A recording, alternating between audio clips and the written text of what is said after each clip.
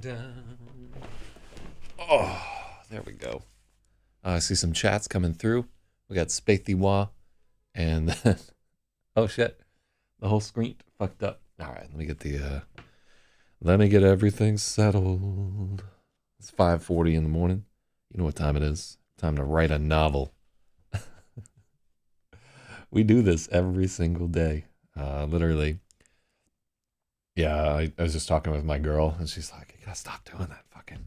She would never say that actually, but she's like antsy to get out the country because it's winter and it's shitty. She needs something to look forward to, and I just realized, like, I set out to do this knowing that it was gonna take like 100 straight days, and it's like a fucking third of a year, like a quarter of a year, basically. That's wild. Shout outs to Rogue Editor right there. Shout outs to everybody from the hip hop Discord. We got, I guess I liked it better when it was the real MK Ultra server, so I'm gonna keep calling it that. My server, fucking LRH. Everybody's out here. Everybody's fucking amazing. All right, so we're trying a new coffee today. It is a Wandering Bear. Let me see. Where the fuck are they from? It's a New York. It's a product of Canada, and it's distributed through New York, certified organic. So they had to import this motherfucker. I have not had Canadian coffee before. Let's see what it's all about. Smells coffee-esque.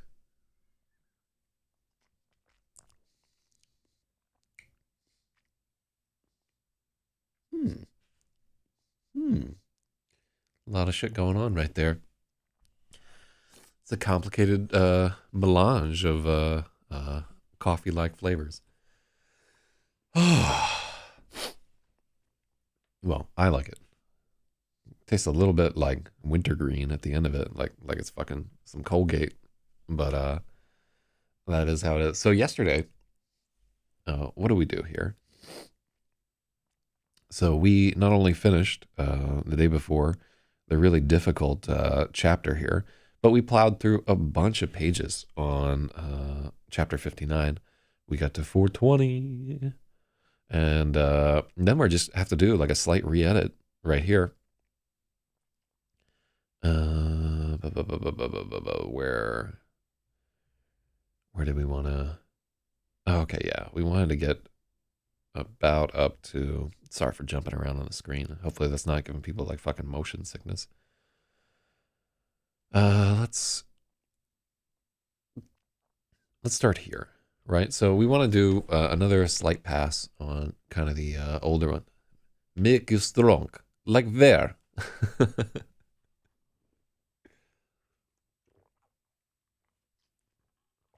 Oh, yeah, I'll have to actually get down a real Russian accent for this when we start doing the Radomir sequences. But I went into the river. I barely made it out, Freya said. It wasn't only time. All this terrible shit keep happening to me. I keep being almost ready to jump, but the Starboss saved me every time. He's the only reason I'm still here.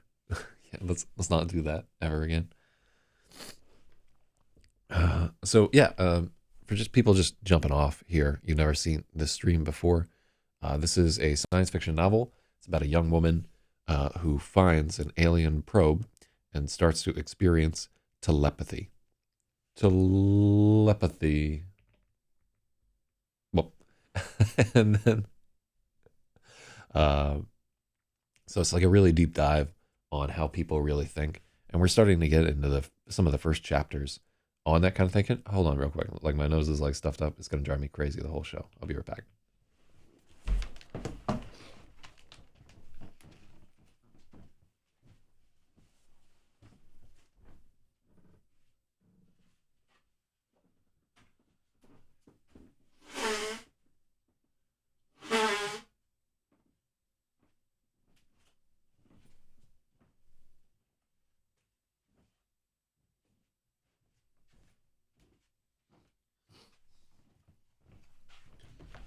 Whew.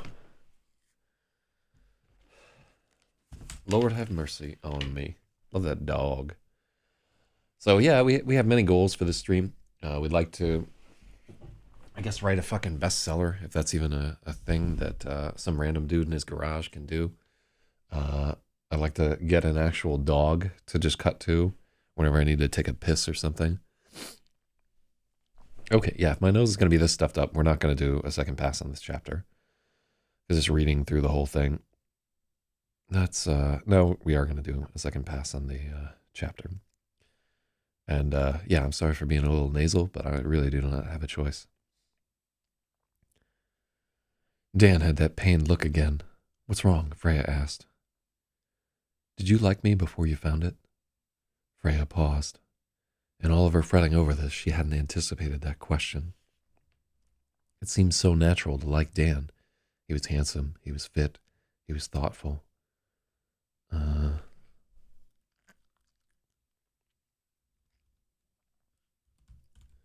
was gonna change that with cute, but whatever. I don't think we'll get where we want to go. It takes 10,000 or so copies to be a bestseller. We can do it. That's a lot, but it doesn't seem like an impossible number of books to sell. It's quite difficult to sell that many without like some strong marketing behind you. And part of the reasons I was doing this is I hope that it would be a useful marketing device. It turns out it's not. But what it is an amazing editing device. Super powerful way to edit. Yeah, it's almost like a cheat code for editing right there. But just the same. Oh, we got to get down to it. So yeah, like let's say once we get to day 50, we need to start doing a new marketing thing every day, and I'll just try 50 different fucking tactics on marketing this, and maybe one of them will work out. So yeah, I'll start doing a segment. I'll start doing like a little research today, and maybe brainstorm a little bit ways that we could market this. Let's have a goal, right? Let's have a goal that by the end of the 50th day, we would like to have between 100 and 1,000 people watching this every day. So that's growing our audience from about, we have 4 people tuned in right now. So we would like to get up to 100 people watching the final stream. And the stretch goal is I would like to get 1,000 people concurrently watching the stream. If we could get 1,000 people to watch the stream concurrently, then when the book comes out, we can probably get about 500 people to buy it. So yeah, I feel like this is about as good as I can get in terms of streaming. And now it's a quest to find people who would be interested in watching this kind of thing, and maybe like improving the quality a little bit as we're going along. I don't know. I think our overlay is okay. I think my level of like writing and interaction is okay. It's not. We could definitely get like a little smoother with our transitions. I could stop forgetting to do shit early in the morning. I don't know if you noticed, but the intro was like 10 seconds of dead air. But yeah, we'll really have to think about it. I'll talk a little bit about what people like and what people do not like with the stream. I know a lot of people dislike when there are quiet moments. It's possible that we could remove ourselves from Facebook on our streams and then play some of this with like some music. Although I probably won't go that route because it's kind of nice that we're not getting copyright dinged for all the shit that we've got going on. There could maybe be more visuals on the whole thing.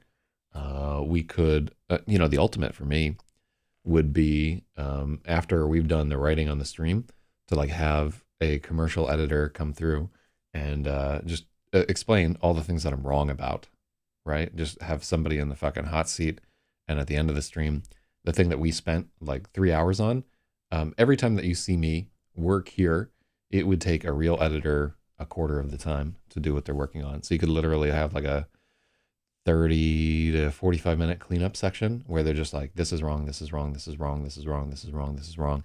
And I would find, huh, I could literally pay somebody to do that. It's like a 1 hour spot. If I had a regular schedule right here, we could honestly make that fucking happen.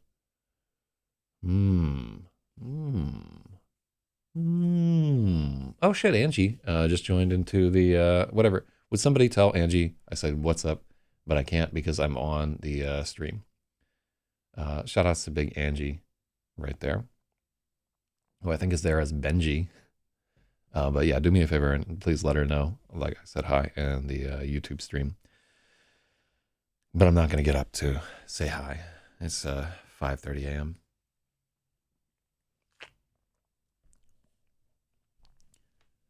Why, why shouldn't she like him? But once the idea was posed, she found she couldn't answer it. Was this really her idea?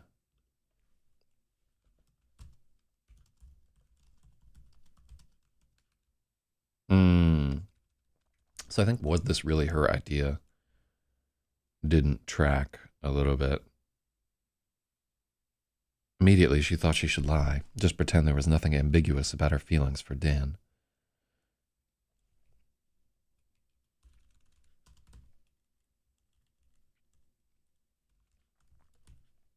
But she was certain if they made the connection again, the lie would immediately unravel. She couldn't conceal anything from him. From Dan. He stared at her, waiting for an answer as her mind fell into a jumble of gross and embarrassing things she never wanted anyone to know. Hadn't she felt the same feeling coming from him? There, on the edge of the bed, there'd been something big he wanted to hide, bigger than the overdose. The hope in his eyes was faltering with every second she delayed. I didn't really know you before Renanin, Freya said. That was after the river. She was trying to be kind, but he saw right through the evasion. Who did she think she was fooling? An hour ago, I was you. So all of this, that weird connection in the dream, it could all just be this alien trying to push us together, Dan said, and his eyes became narrow. His expression was hard. Shipping us.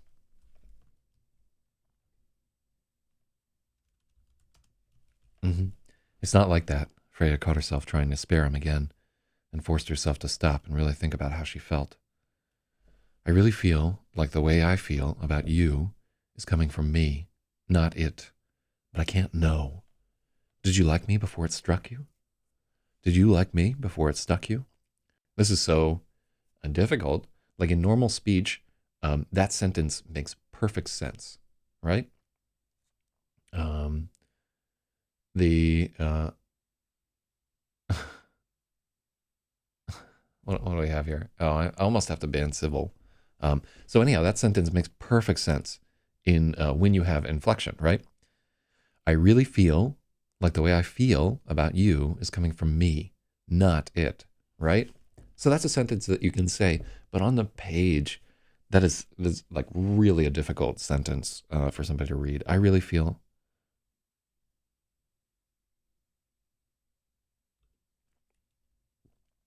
I really feel like the way I feel about you is coming from me, not from it.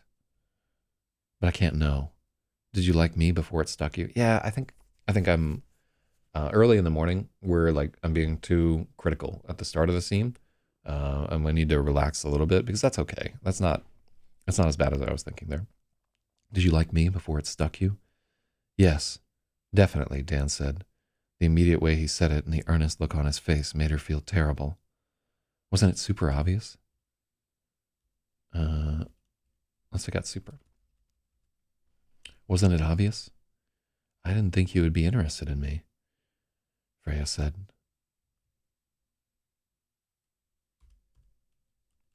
Let's take that out. I didn't think you would be interested in me. The way you see me is so different from the way I see myself. Whew, how many times have you thought that when you're dating somebody? Like just the way they see you is so very different than your own perception of yourself. And in some cases it's not even like you're hiding shit from them. It's just they take things like very differently than you take them. Mm. Oh, by the way, shout outs to Dr. King. I should have put it at the top of the stream right there. But yeah, he just did a bunch of things that I'm a big fan of. Like I like nonviolent protest.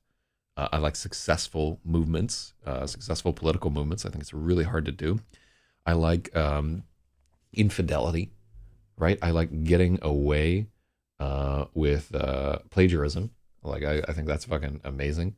I like people who are just into wanton sex. I think that's amazing. I like some of his socialist programs that he was sort of championing. And in general, like just MLK, he was a fucking real one right there. Like a real one in a nuanced and complicated way. And yeah, it's a shame he got fucking gunned down by some CIA plant. So shout outs to fucking Dr. King. Um, our socialist king right there. Yeah, man, he's like, it's strange that old Andrew Yang is trying to be his successor with that old UBI. But I mean, Yang talks it up like that was the only thing that he was all about. But yeah, he was kind of like an economic realist. He's like capitalism does not enrich black people, and it never will. And lo and behold, if you look at it today, where like the average, like the median net worth is like negative $12 or something like that among African Americans in the United States. Nah, man, like he knew what the fuck he was talking about. But I digress. But anyhow, like yeah, it's a little bit of some political intrigue for you people out there. Yeah, one of my close, well, not super close, but somebody I know well, who I consider a friend. Um, listen to that backstepping right there. Just came out for the Yang Gang and is like getting fucking uh, aggressively proselytizing on Facebook and stuff like that. It's amazing. I like that old Yang, but he's definitely too much of a pussy to get the nomination. He would make an okay vice president for somebody, and I think a lot of his agenda um, is something that he could fight for as vice president. Um, but I don't know who's gonna pick that guy up. Warren definitely no longer. She is like damaged goods at this point for a lot of reasons.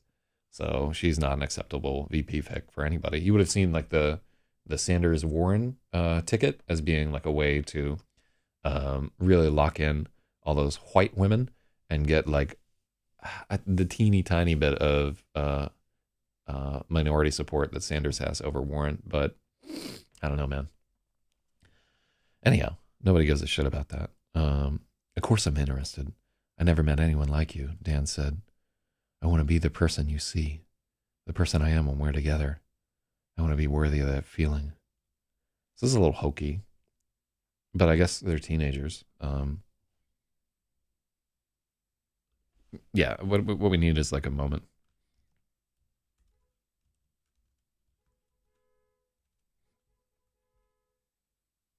So Bob is jacking off to this. He says cranking off to this. Bob, no, we can't stop you.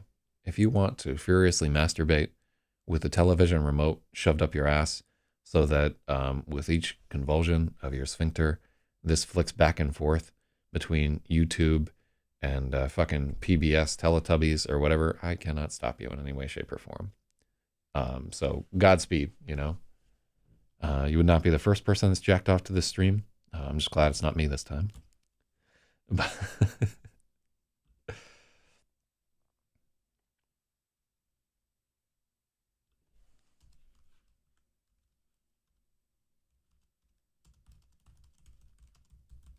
Mm-hmm. I need to get a little bit more of this coffee in me, honestly. Like I'm not feeling the sparks flying just yet. Apparently, this is relatively caffeinated um, compared to some of the other coffees that we've drunk.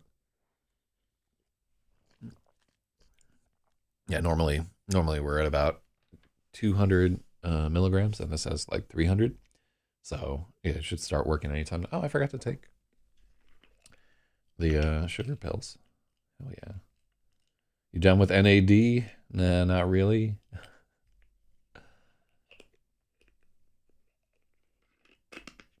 So Irie predicts that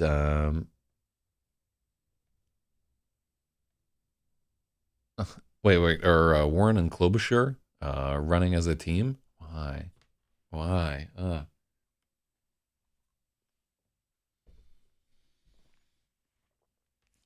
It's like you guys know that the whole election isn't just vegetarians, right? You got to get some sausage on that fucking menu for these people. People vote for people who look like them more than anything else there.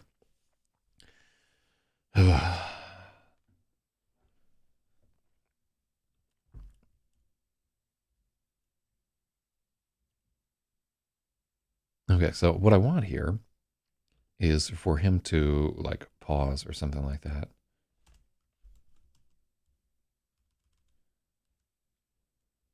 Because he's going into a monologue right here.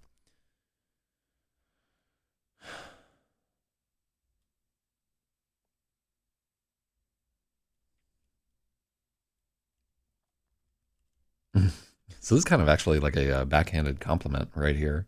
I never met anyone like you. It's not always like a positive thing right there. Let's just plow through. I don't think I'm making significant progress right here. I want to be worthy of that feeling, Dan said, and it had the almost over-rehearsed feeling of something he had turned over and over in his mind, trying to find the right way to say it. Okay, so that we should.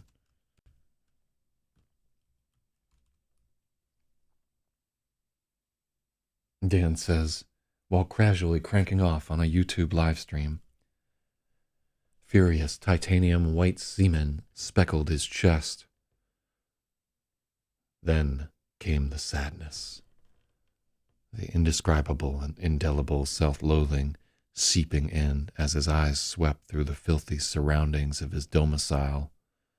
Piles of Mountain Dew cans clattering as roaches skittered over them.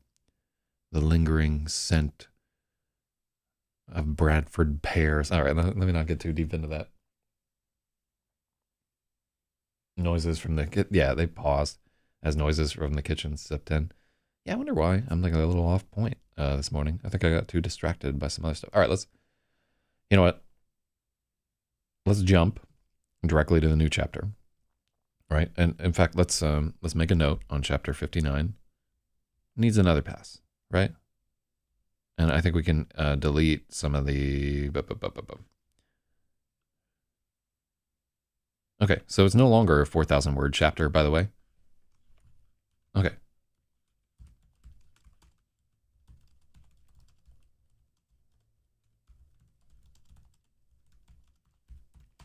Yeah, I think it's important to know like what your mental state is and what you're capable of doing right there. So let's go to chapter 60. Because I think we did a bunch of work on that, and I'm more in a mood to like plow through some shit than to work on some minor details. Also, I think that this is a sex chapter, and given that Bob is fucking jacking off over here, all right, so I'm gonna center myself. Uh, it is by will alone I set my mind in motion, and sometimes at the start of the stream or when I'm fucking my mind is all over the place, we'll read a poem to try and get it down. And this is The Flowers of Evil by our homeboy, Charles Baudelaire. So this poem is entitled The Death of Lovers. We shall have richly scented beds, couches deep as graves, and rare flowers on the shelves will bloom for us beneath a lovelier sky. Emulously spending their last warmth, our hearts will be as two torches, reflecting their double fires in the twin mirrors of our minds. Ooh. One evening, rose and mystic blue shall exchange a single glance, a long sigh heavy with farewells. And then an angel, unlocking doors, will come, loyal and gay, to bring the tarnished mirrors back to life. Damn, that's a little bit chilling right there. All right, so yeah, Bob, if you can just edge for about an hour from this point, we should be at the point where I think that there's a sex scene, but I can't remember where all the sex scenes are in this book. So yeah, we're just trying to help you out there, buddy. By the way, like while we're prostituting ourselves, there is a Patreon donation link. Definitely, I feel like if you have an orgasm because of somebody, they should get some money off of you. That's just my theory. I'm a big believer in sex workers' rights. So, chapter 60. Freya was the first to reach for her bowl. She went through the motions, mixing. I don't like she went through the motions.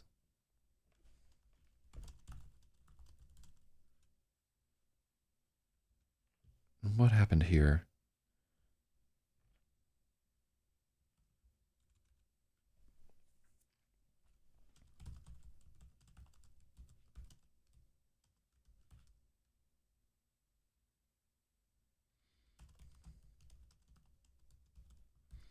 Freya was the first to reach for her bowl and begin their ritual.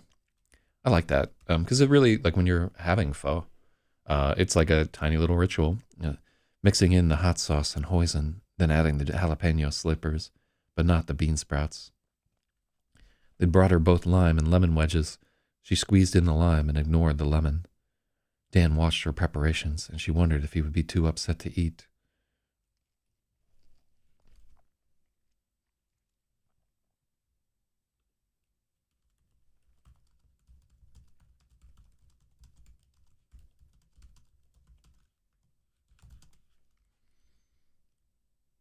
They hunger.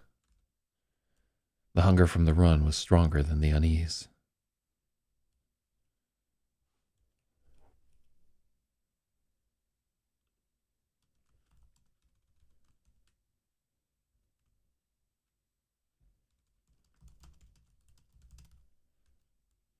Uh-huh.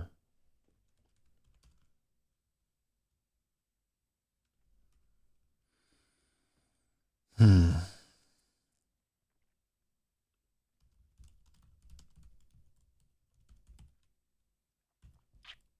Hmm.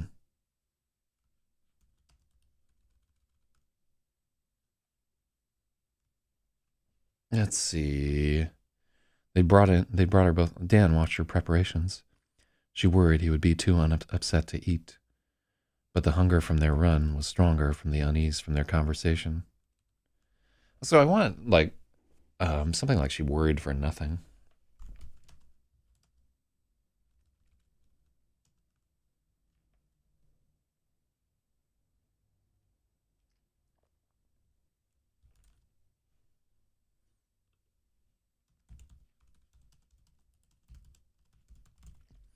Dan watched her preparations. She was worried he would be too upset to eat, but it was for nothing.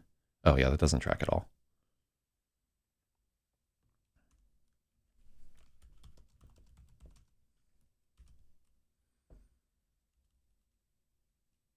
Actually, yeah. Does a center it? Yeah, we don't need that.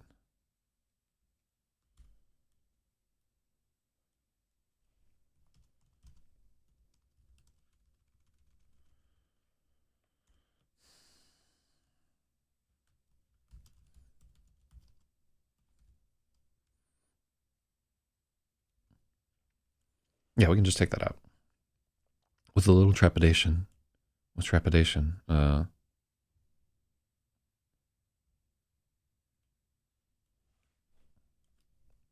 Hold on. This is clunky. Dan watched her preparations. Oh God. There, fit width. There we go. She was worried he would be too upset to eat. She'd forgotten how. What do we originally have here?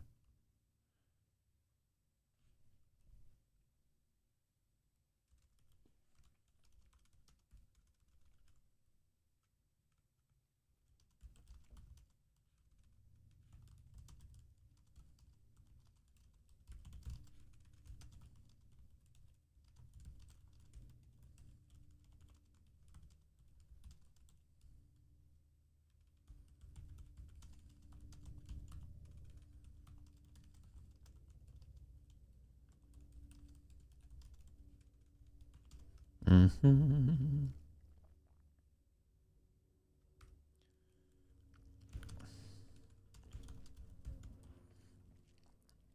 Look, so at last, hunger from the run was stronger than unease from their conversation. Uh, yeah, that's just not a good sentence, honestly. Dan watched her preparations. She was worried he would be too upset to eat.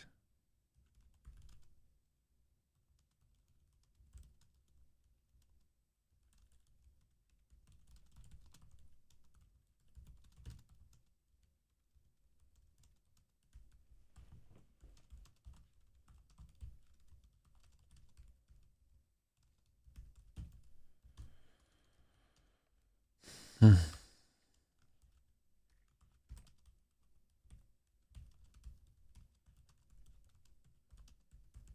He'd been worried he wouldn't like it.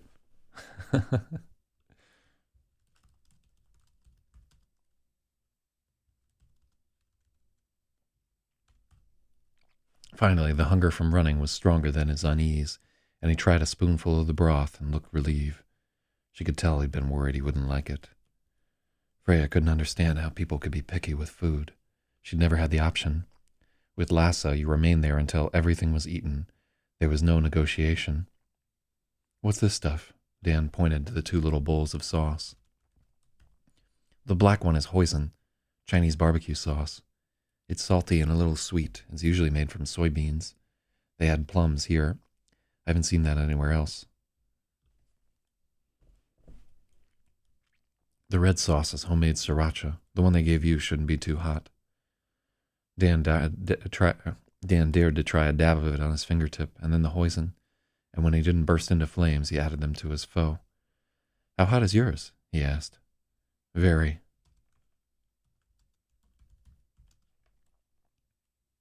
How hot is yours? Dan asked. Very, Freya replied.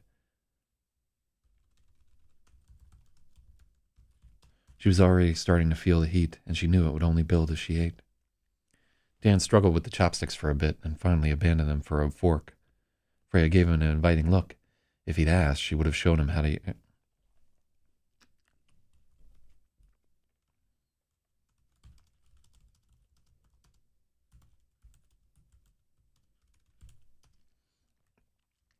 If he'd asked, she would have shown Dan how to use the chopsticks, but she could tell it wasn't the right time. He'd been stretched to his limit. She didn't want him to snap. It really didn't matter how they ate it. The pho was superb. The broth was a complex melange. Oh, didn't we just say melange on the stream? There was a note of something she couldn't quite place. She almost wondered if it was bergamot. Instead of the typical razor-thin shreds of beef, they charboiled skirt steak and sliced it thick enough that the centers were still rare. Freya felt her face reddening and sweat began to bead. Okay, cool.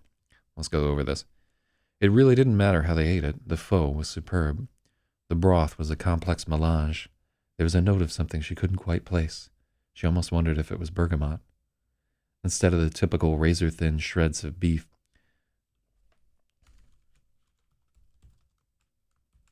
Hohen Kiem charboiled skirt steak and sliced it thick enough that the centers were still rare.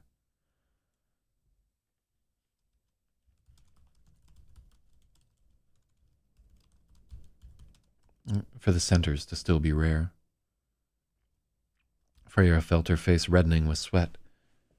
Freya felt her face reddening and sweat beginning to bead on her forehead. She welcomed the heat and the ceasefire it brought to their conversation. A full stomach was far more effective at calming them down than the Starball's menstruations.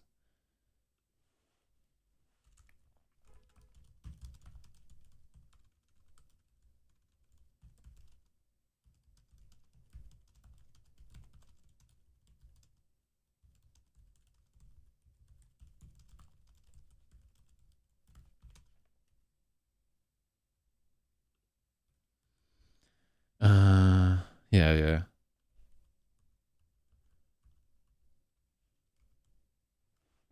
So I want like some point of comparison with the Starball. Mm.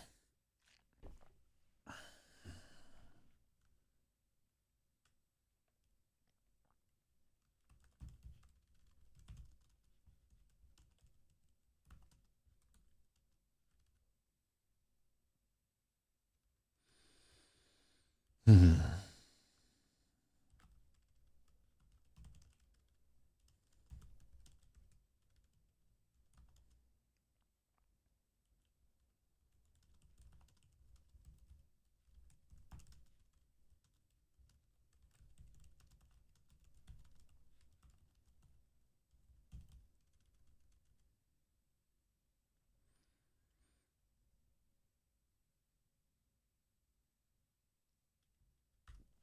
Having a full stomach was much more effective at calming them down than the Starball's menstruations. That's an awkward phrasing. Honestly, like this whole... I feel a little awkward in my edit here, honestly. So what are we trying to say there?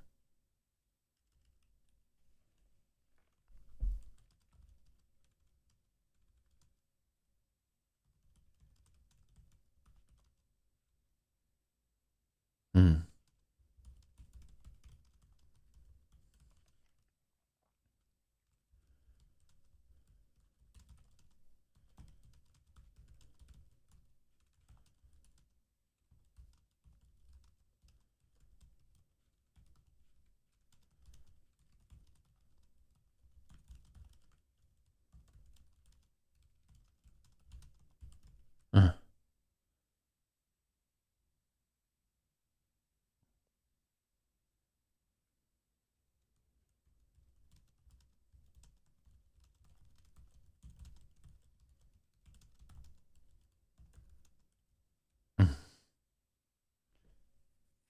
full stomach.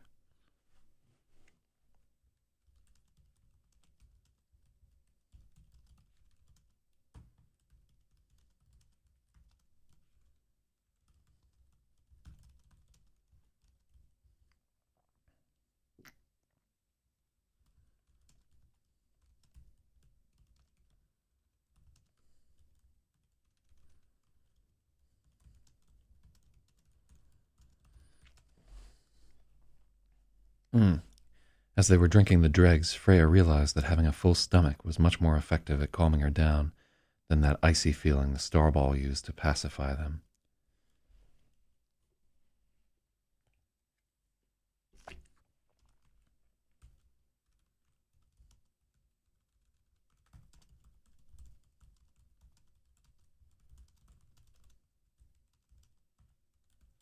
The mysterious orb was weaker than a bowl of soup.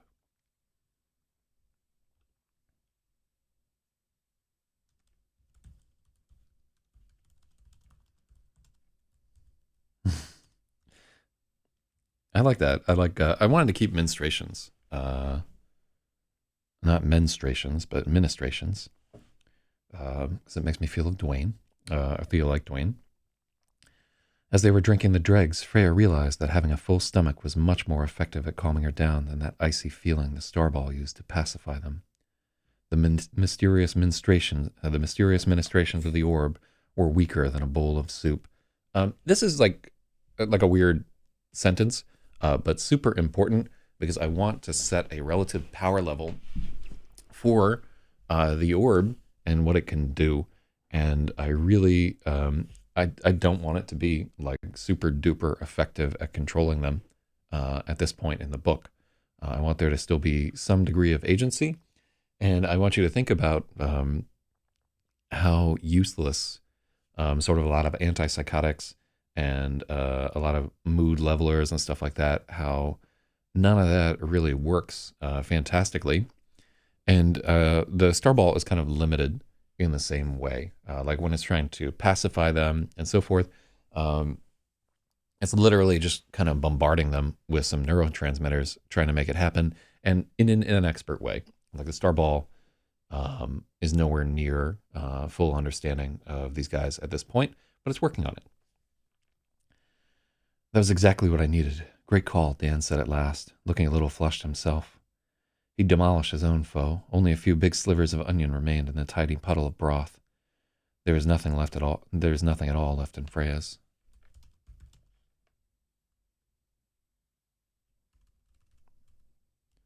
She noticed they didn't serve Dan tripe and his foe, even though they'd given it to Freya. Her.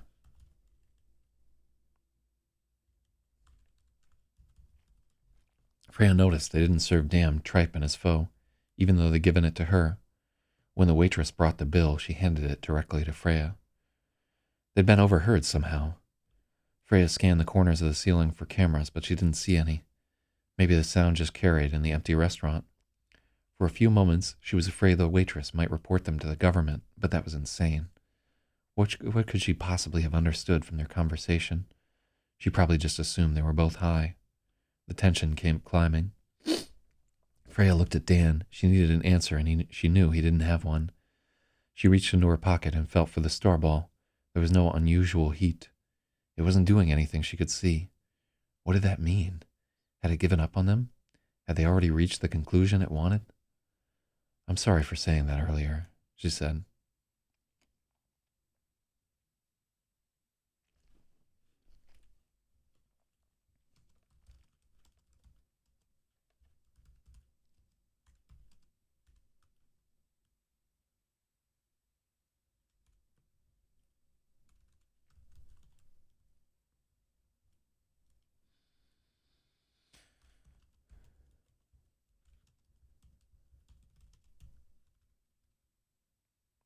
I'm sorry for what I said earlier, Freya said. You weren't wrong. I'm not better. I'm just better at acting. Dan agreed. His eyes were hopeless wells, and she knew how he felt. His pain could have been an echo of her own. I don't know why I thought I could help you. I can barely keep it together myself. I'm sorry. It would have been easy to get angry at that. How noble of Dan to take pity on poor helpless Freya, to wide in.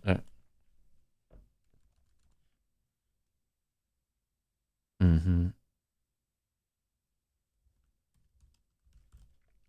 To ride in on his powder blue jalopy and fix all of her problems. It was the kind of thing Lasso would have gotten furious about. She would have thrown things. But Freya wasn't her mother. She didn't have that insane assumption she was never the one at fault. She truly needed help, and it was only stupid luck that she was sitting at this table instead of rotting at the bottom of a river.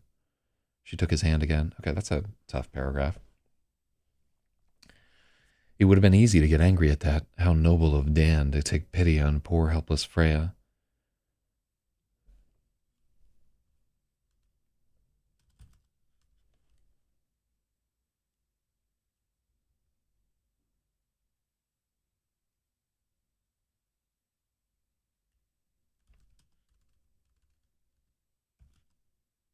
Uh,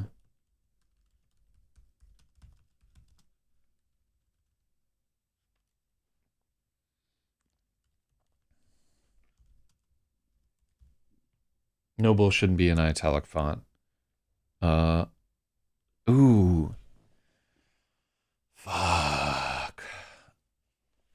Yeah, so based on the rules that we set, that's one where we would really like to have that italics for emphasis, but it's a rule.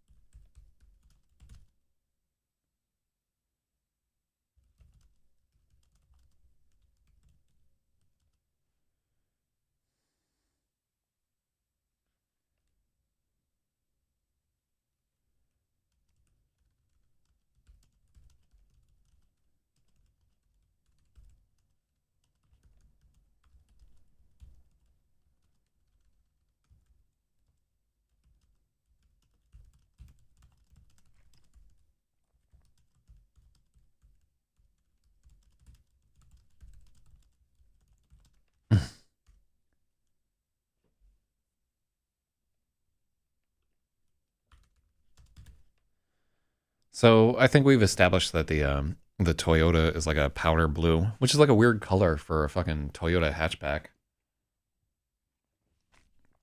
I think we originally had it white, but I like the idea of it being powder blue, mainly because of a Ween song, Powder Blue. Check it out if you get a chance. All right, a good call there, Stratum, on some consistency on not using italics for emphasis. It may, what we may do when all is said and done, and maybe I should have made this decision, is like we could potentially, um, well, honestly, like you could literally put your thoughts, and what if we use 3 parentheses like that?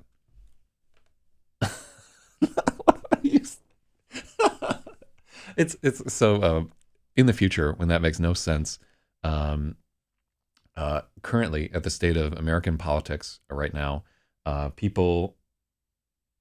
Let me see. Oh, we're getting spammed on Twitch.tv again. What a dunce. So in American politics right now, and this is falling by the wayside, but for a while, there's been this trend of putting things in 3 parentheses to indicate that someone is Jewish. And like Jewish people are reclaiming it, and some of them will put their own names in these 3 parentheses. But it's called the Jewish cowbell, and it's just like one of many like countless weird artifacts of sort of the culture war at the moment there. But what is this item over here that you should not be blocking our whole thing, Baudelaire? I do like the way that that looks, honestly. And we need the 4th punctuation mark that we were promised. Honestly, look at. Can I get away with that? I really like the way that that looks. Hmm.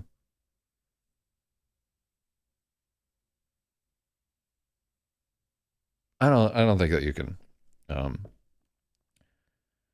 Fucking word balloon, everything. Does it work with two? It does.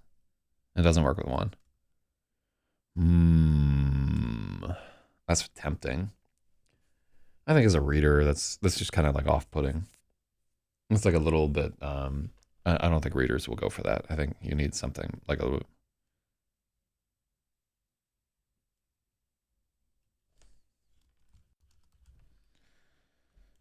Sally forth in his powder blue jalopy and right all the wrongs for her.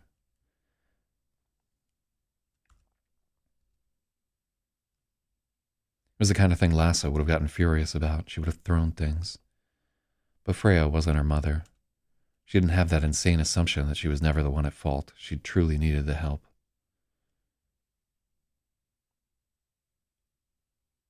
Wow, red letter Bible style, where the thoughts are in red and the emphasis gets italic. Yeah, I did not realize um, what a tool we would be taking out of our toolkit. A tool out of our toolkit. I didn't realize. Um, but if you think about it, like that's the one instance, and so there, we just make it like clearer that it's sarcastic by adding "very" at the front of it. How very noble, rather than how noble. You know what I mean? So, what is Spaethiwa outraged by here? Um,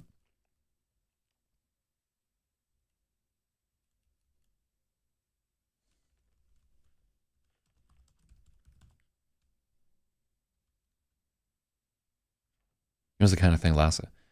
But, but Freya wasn't her mother. She didn't have that insane assumption that she was never the one at fault. She truly needed help. It was only stupid luck that she was sitting at this table instead of rotting at the bottom of a river. She took his hand again. Dan, you helped me so much. You talked to me when I really needed it. You stood up for me. Thank you. Whatever you're afraid of, we can talk about it. I'm not going to freak you out, I promise. He nearly spoke, but he shook his head at last. No, we can't, he said, and she could hear the final note in his voice. They wouldn't get anywhere on this tonight. She caught him glancing towards the door, looking for a way out. You need time to think about it? She asked, trying to leave some avenue for things to be okay. I really do. I'm sorry. I really do. Sorry. Freya nodded. She had the urge to lie and tell him it was okay, but it really wasn't at all. She squeezed the star ball in her pocket, willing it to do something. Why doesn't it bring us back together? Why doesn't it make him want me? The thought was like bile in her mouth. She hated the idea. She hated knowing that she wouldn't say no if it did. Things hadn't gone her way. They never did. Why was she surprised? So why was she surprised? Look at this. Oh, yeah, that's awful. Yeah, I don't know why I even considered that. It just looked tempting for a second. Also, it would outrage people, and I'm like a sucker for things that make people mad for no reason. Dan, I need to know. Will you tell anybody? Will you tell anyone else about this? There was a long pause while he searched for an answer. I feel like I should, he concluded, with a pained look. It felt like a hand was tightening around her throat. She wasn't only losing him, he was turning on her. He'd seen through her eyes, thought her thoughts, lived inside her skin, and somehow he could just let all of it go. It was the most complete rejection possible. What would she do if he went to Dr. Garboglio about this? The only real proof of any of this was the star ball and the meteorite shell. If she hid them, everyone would just assume Dan was crazy. It was a shitty thing to do, but this was about survival. She didn't want to live without Dan, but she couldn't live without the star ball. Even as she considered it, Freya realized no matter how she hid the star ball, Dan could find it if they linked again.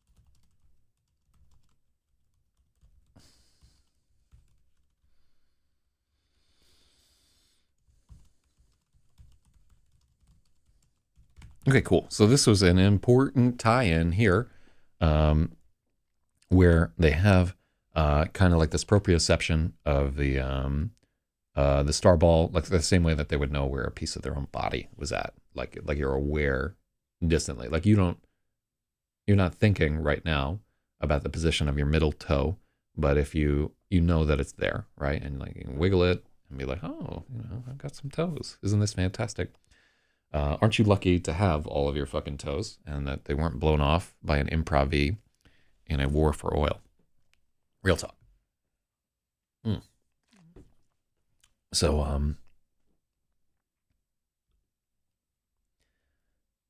I won't tell, he said. He was watching her face. Her turmoil must have been off it. I won't tell, Dan said. He was watching her face. Her turmoil must have been obvious. I promise. This is just so much to take. I guess I've had a lot longer to wrap my mind around it, Freya conceded, trying not to let her bitterness slip into her voice. How could he even consider letting the bond between them go?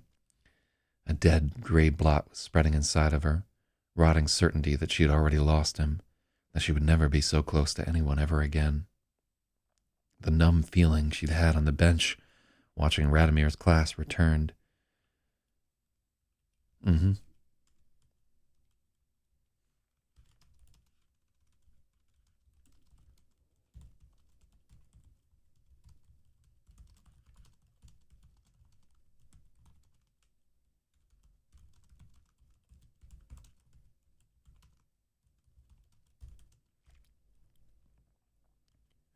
Freya was a distant observer, watching someone else collapse.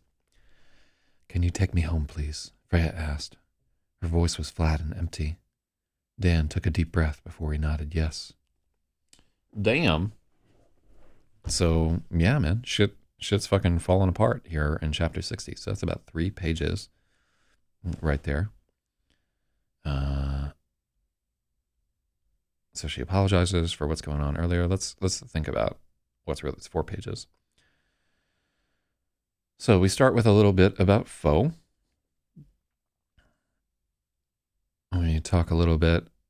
She apologizes for what she said earlier. He acknowledges that it's true, that he's just kind of pretending to be better.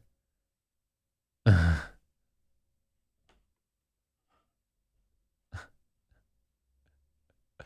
hold on. I gotta look at this. So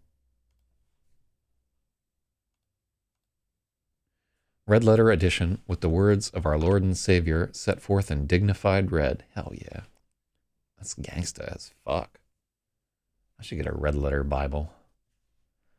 I had a version of the Dolly Bible. That's the Catholic. It's a Catholic Bible, but it has a bunch of illustrations by Dolly in it there, and it's like bound in handsome red leather and everything. It was kind of cool. But I gave that to somebody as a gift, and they took it back with them when they broke up with me. It's funny how the things that you gave somebody when you broke up with them, like even years later, you'll be looking for those specific things. They're like, even when like a lot of your affections for that person have diminished and you don't miss them as much, you can still remember the tangible objects that you gave to them, and like from time to time they'll pop up in your mind, and that feeling of I parted with something and now they have it. That doesn't fade as easily as some of the other things do. Maybe it's just because you're like looking around your house and like you have this idea that an object should be there, and then you're like, oh, that's right, I gave that away. It's a weird kind of echo of a relationship in like an article that used to mean something. It's a pretty solid book about the tie-in between feelings. 100% true. I miss that hoodie, right? It's weird how like those feelings will like somehow transmute into that object. A really good book. It does it in like a very different way. And I read this. God, I read this in like the year 1999. Is this book called The Things They Carried, which is about the Vietnam War, and it's told through a series of objects that the members of this platoon carry with them. and it's really like a fairly sad and well written book. But I definitely, as a device, just talking about the lives of these men through the objects that they carry along with them as they're going through this terrible experience, really, really strong. Um, yeah, it's funny. Like from time to time, I like think about how different it is to read like something on your phone as opposed to like a physical book, and just how much objects mean to us and what that's going to mean when all of us are jacked into the matrix 24/2 or 24/7. I think Bob is currently jacking off of the matrix 24/7. But yeah, man. Ooh, oh, it turns out there was no sex scene. It was a long way home and there was no kiss goodbye, just an awkward hug in the driveway that felt utterly unsatisfying. Lasso wasn't home. It was something. Okay, so here's a note.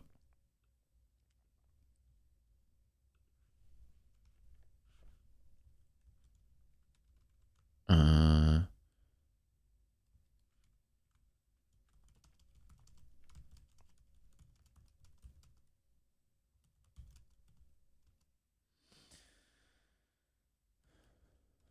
uh,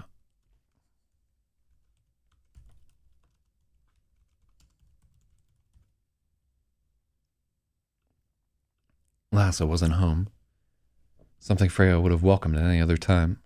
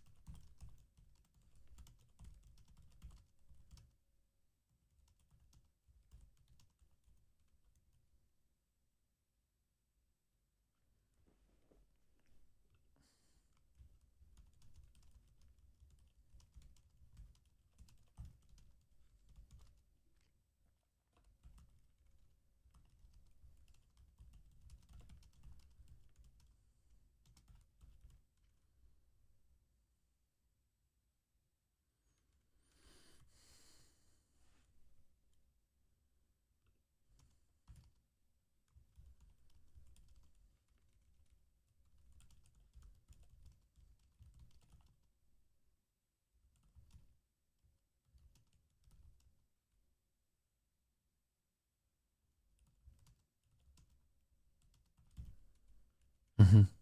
Mm,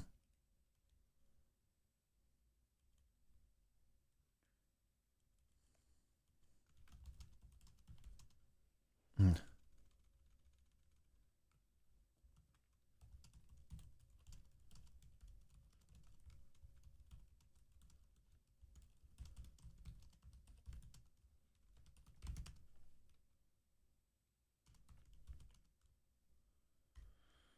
mm,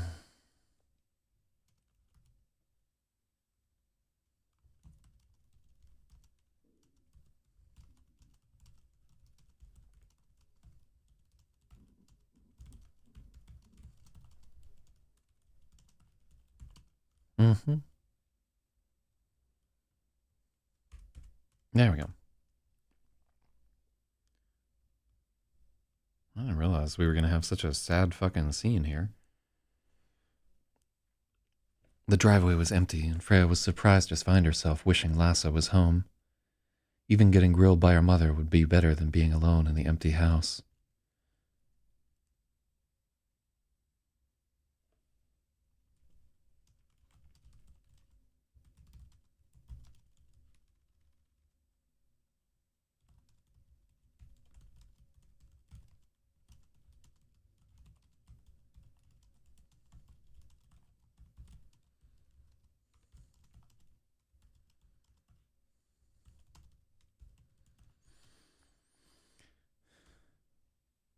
She would welcome. Mm-hmm.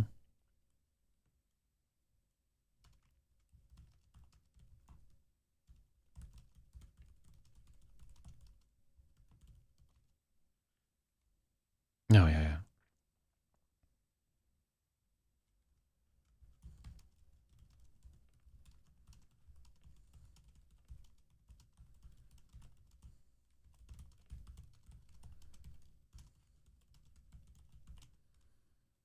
I'm being alone in the empty house tonight.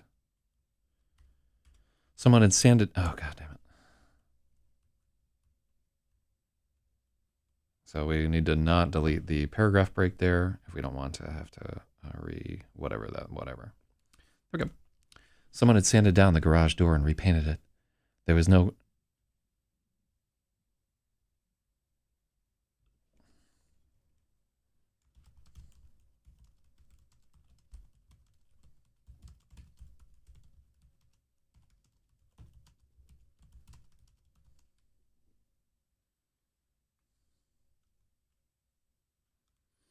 The garage door had been sanded and repainted. There was no trace of the graffiti.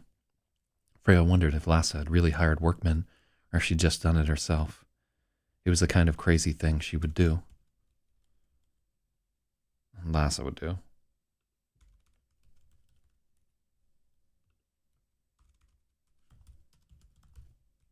Freya wondered if her mother had really hired workmen or if Lassa had just done it herself.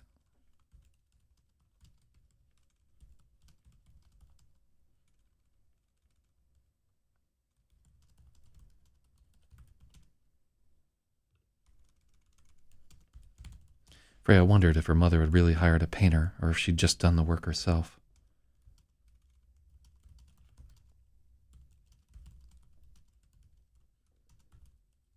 It was the kind of crazy thing Lassa would do. I like that.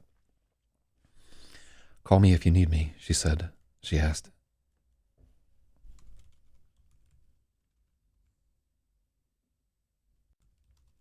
She told Dan, almost pleading.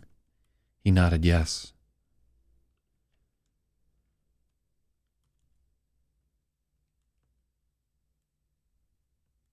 He nodded. I kind of want that to be like he nodded in affirmation.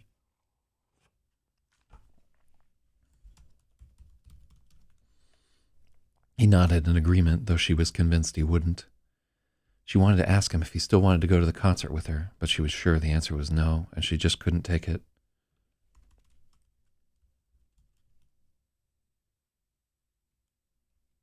Freya wanted to ask Dan if he still wanted to go to the concert with her, but she was sure the answer was no, and she just couldn't take it. He was searching for something in her face, and it felt like he couldn't find it. Good night, Freya, he said. Good night, she replied, though it wouldn't be. Her hand was in her pocket, clenched into a fist around the star ball. He drove away, and she stared at his. So I think we have We need to decide whether this is River Road or Willow Road.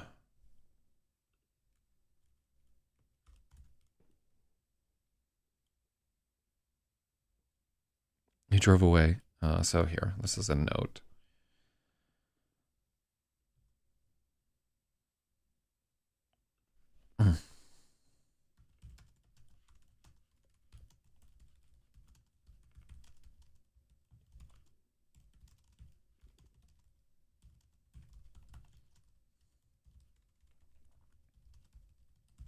Okay, so one of the things that I want to do is just go through and make like a little map of the town of Silas. And I would like all the streets and everything to be named after poets.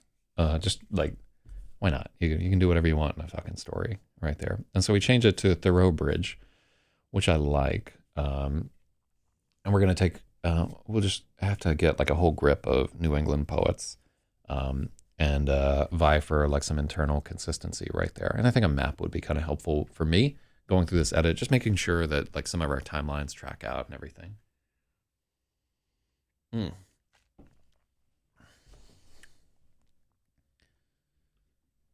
Reg, good night, she replied, though it wouldn't be. Oh, wait, so I think.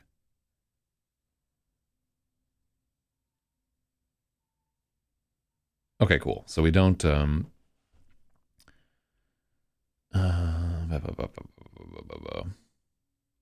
Good night, she replied, though it wouldn't be.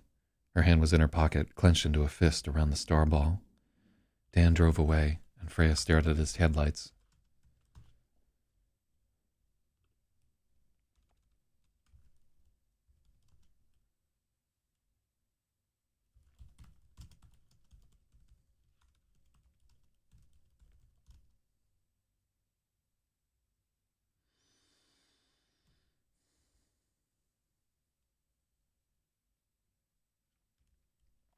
I think that's better. So we deleted our comment though. But and Freya watched his taillights disappear. Redshift. Everything in the universe was moving away from everything else. A year from now, Dan would be at college, probably telling himself this had all been a dream. She would be alone with her pet rock. It would never be like that again. Freya braced herself for the thoughts of the river, but they never came. She only felt more removed. Part of her was gone. She couldn't get it back. That was all. She'd been so stupid to think this could ever work out. She went inside and looked around for a note from Lassa, but there was no sign of where she'd gone. Maybe she was drinking again. Freya wanted the Lunesta, wanted to just blot this all out, but the bottle was missing.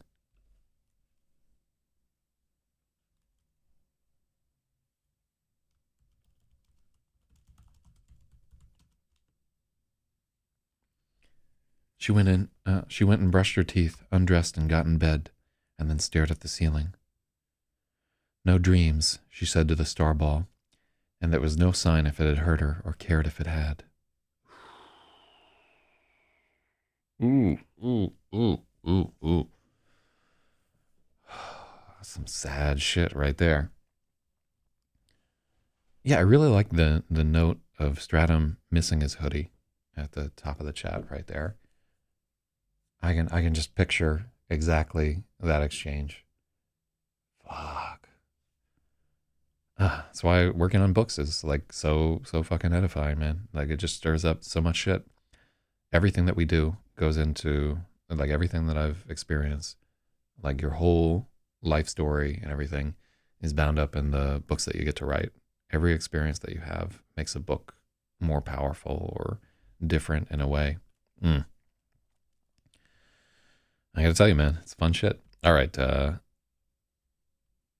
think chapter 59 is relatively short. Or 61 is where we're at here. Let me check what our notes are here. What time is it? We started at 5 o'clock. It's now 6:49. I feel like I can go on for a little bit longer. Like one thing that's been happening to me in the morning is drinking coffee on an empty stomach is starting to like kind of fuck with me, and it never really has before. Yeah, I'm just getting like weird acidity or whatever. But which is kind of like a pain in the ass. Because usually I try to do that like intermittent fasting thing or whatever. So I'll have to think about it. So what's our note here on chapter 61? This would be a good spot to split into a different act. It's ham-fisted, toned down some potentially. Both of their phones glitching. All right, so some of those are spoilers for y'all.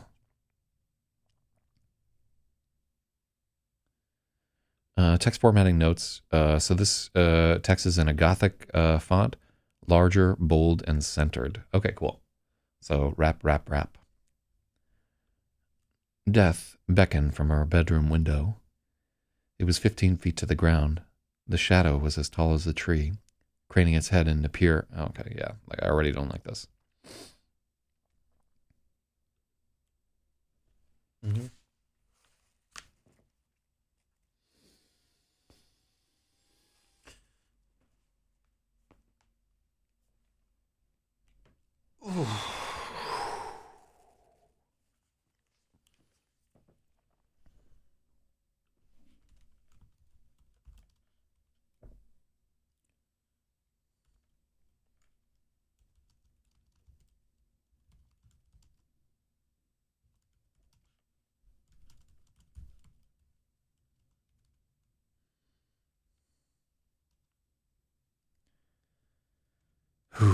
Okay, yeah. Feeling it now.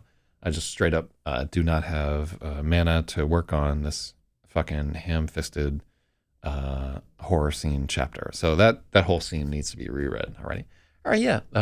we try not to go too hard on the weekends. If I feel like it, I will try to do another chapter. But thank you to everybody who joined us today. We got through the editing of chapter 60, which I was pretty glad about right there. Let's just take a look at what we've accomplished here. It's a relatively short chapter, but really think you can see that things start to fall apart for Freya here. And I think I should reflect a little bit on this. I do think it's a good place for the story to go direction-wise. Just this guy getting fucking weirded out by this strange thing that's happening and being like, you know what, maybe this pussy is not worth it. You know what I mean?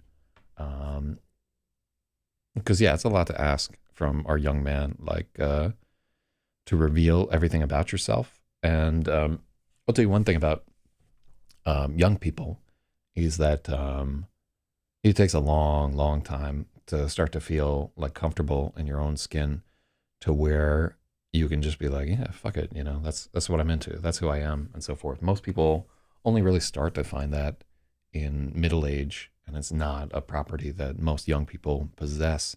And you'll find some people who are really buck that trend, who are like very comfortable in their own skin or very good at hiding their insecurities.